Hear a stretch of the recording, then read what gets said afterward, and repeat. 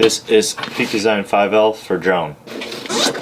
First of all, you can fit an 11-inch tablet here, an iPad mini, if you're using that as a monitor when flying. Right in the middle, I put the Mavic Pro, and I'll make sure that it's facing up. Next is a spare battery over there, and then the remote on the other side.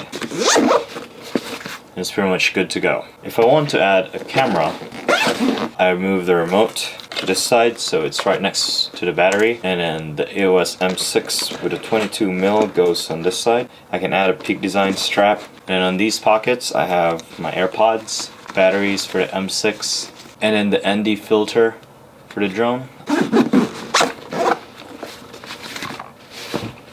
Perfect. You can also fit it in the tripod here. And there you go. This is the Peak Design 5L.